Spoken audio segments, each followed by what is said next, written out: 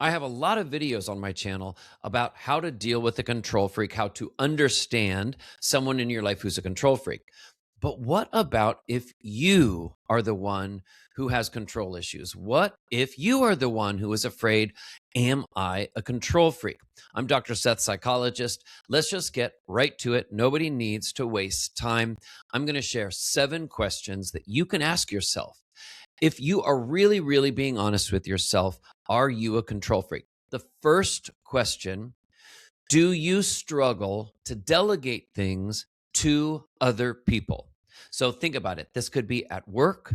This could be at home. It could be the littlest thing about how to load the dishwasher properly, or how to wash a car in the driveway, or how to organize a certain project at home. Maybe it's at work, and it is any number of tasks on your to-do list. And maybe you have coworkers that you work with, staff who work for you. But you know what? Only you feel like you can really, truly understand how to do it right. So, is that something that you struggle with? That is the first question. Question number 2: when things don't work out according to your plan, when things don't go according to plan, does it change your mood? This is such an important question for you to think about. Now, of course, when things don't go according to plan, it annoys or bothers anyone, but it doesn't change everyone's mood. In other words, it doesn't impact everyone as negatively as it might impact you if you are a so-called control freak, okay? After I go through all these 7 questions, I'll share a few really important reminders and points about this term control freak. But first, question number 3. This next one, you might need to hold physically onto your chair tightly because this one is a big one. This one is an intense one, okay?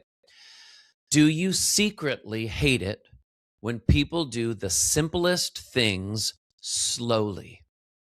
When people do things slowly that you believe could be done more efficiently or certainly much faster, does it drive you bonkers?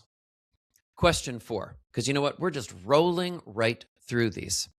When making decisions with other people, do you try very consciously to act like you're okay with anything, but actually you start mentally planning what you're going to say next to ultimately get your way?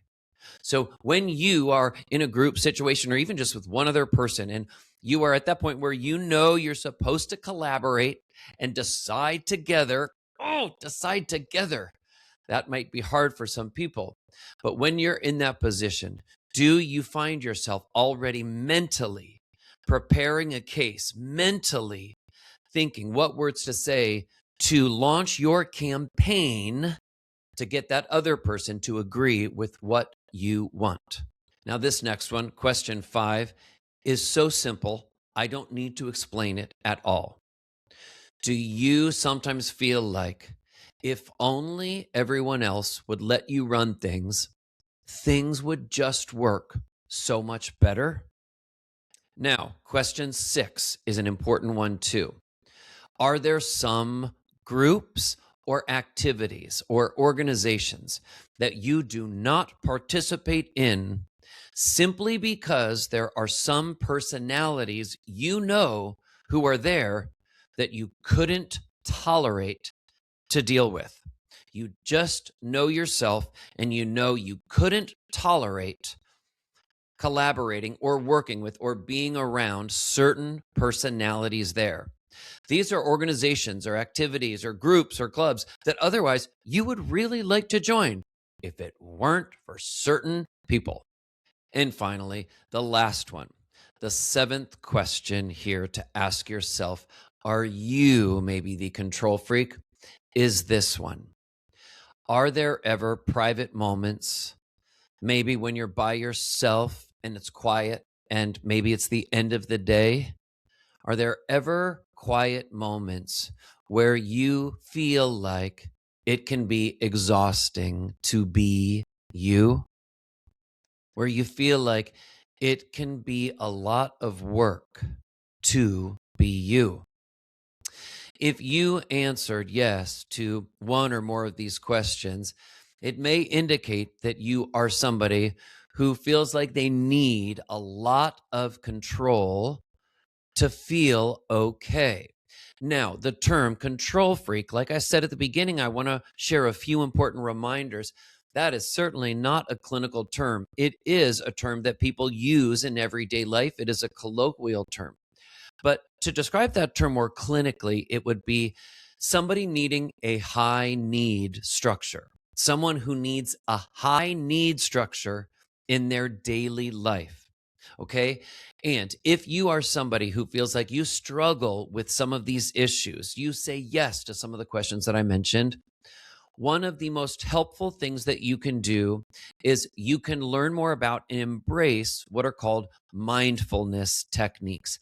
Mindfulness includes elements of learning how to accept things, think more fluidly, go with the flow, to make space for things even when they don't always feel like they go according to plan or the way you want them. They can include meditation and breathing techniques. It is a whole set of skills, many of which are evidence based, meaning research shows that some of these techniques can help make some of these control traits better.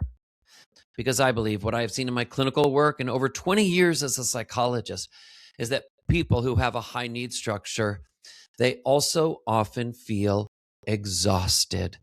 It's a lot of work to keep up that type of control and structure in a world that is just sometimes feels so irrational, sometimes changing so dramatically day to day, moment to moment. Okay.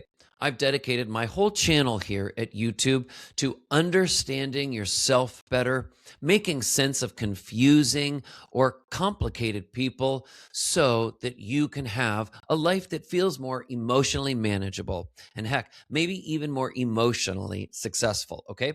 I'm Dr. Seth, psychologist.